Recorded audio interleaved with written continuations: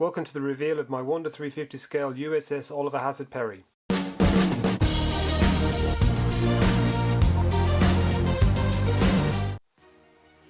Hi guys, it's James here. Welcome to another video from JJ Model Making. So I've managed to finish it, the USS Oliver Hazard Perry. It's going to make it a fantastic addition to my 1:350 scale fleet. I got the kit back in June for Father's Day. Thank you very much to my mother-in-law for that. And since then I've been cracking on with the build. Basically I've tried a few new things which I'm not normally do on the model, and also bought the Eduard photoetch set to go with the kit, and it's brilliant. I'm absolutely chuffed to bits with it, as they say. So basically what I did is started off by building the main body of the ship, kept the superstructure separate, and then sort of got it all sprayed and put together. There's a bit of a gap here which I filled in, which you see in the previous video, and then painted the decks grey, gunship grey by Revel, and also the top here, the top of the superstructure, kept the bridge separate, and then built the two masts separate as well, and all the small little bits and pieces I managed to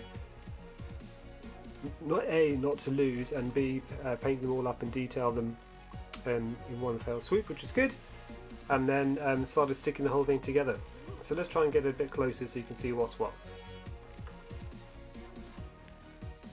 So as I was saying, I did this a little bit different to previous kits. So basically all of the dark grey of the deck and superstructure were painted first. Then I put on all the decals after a gloss coat, obviously, and got those all stuck down, which is good. Really pleased with the way that came out, especially the main gun here. Unfortunately the barrel itself snapped off when I was taking it off the sprue, which is pretty common I hear, and so I made a new one out of an old paper clip. And likewise the CIWS cannon here, the decals were put on for that first, and also for the landing pad as well, which is good.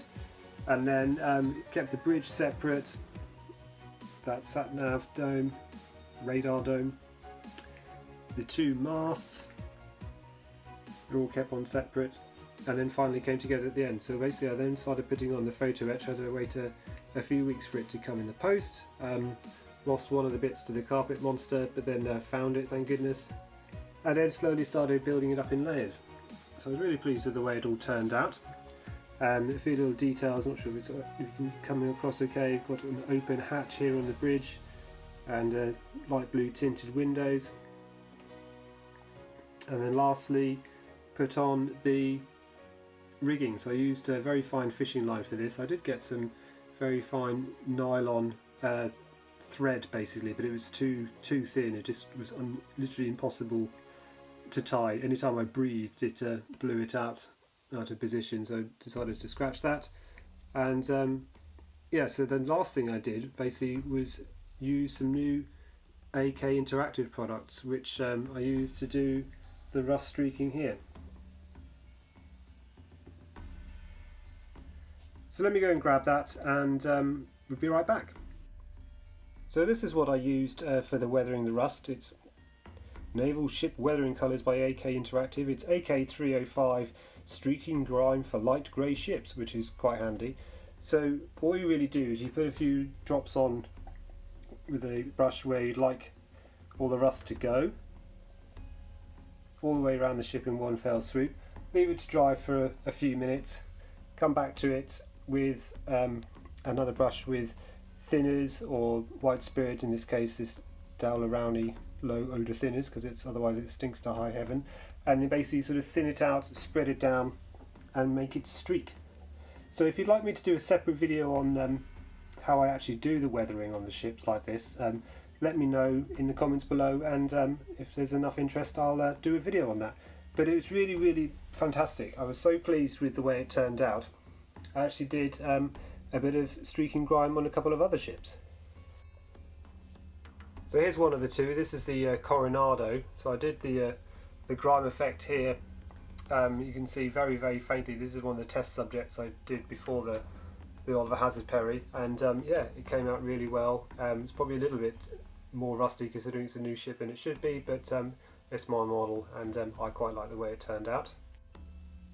And the next one to get the treatment was the Ticonderoga, which is a much older ship, so we went a little bit heavier this time on the old weathering. But again, I'm really pleased with it. It's fantastic stuff, this AK interactive streaking grime. I highly recommend it.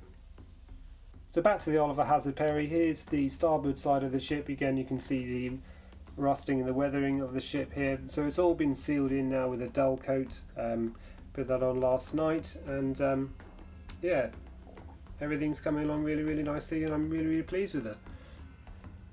So the Oliver, as I'm calling her, is going to make a fantastic addition to my Enterprise Carrier Strike Group, which is going to be an older series of ships based around the USS Enterprise. And yeah, I'm really pleased with it. So that's a wrap, as they say, so onwards and upwards. So next is to make a big old dent in the USS Nimitz 2027 video build, which I'm cracking on with. And yeah, I've done a bit of cutting and sawing and drilling out of various ports on the Nimitz over the last few days and over the weekend, so try and get a video out on that next time. And yeah, it's coming along really well. If you haven't already subscribed, please do so by clicking the button below and make sure you press that bell notification. I'm going to upload regularly on Tuesdays now. Also on Facebook page as well, so I'll link in the description below. But yeah, if you've ever built the Oliver Hazard Perry, let me know in the comments below. I'd really like to hear if you have and what you thought of the ship. So thanks for watching, take care guys, and happy modelling. Bye bye.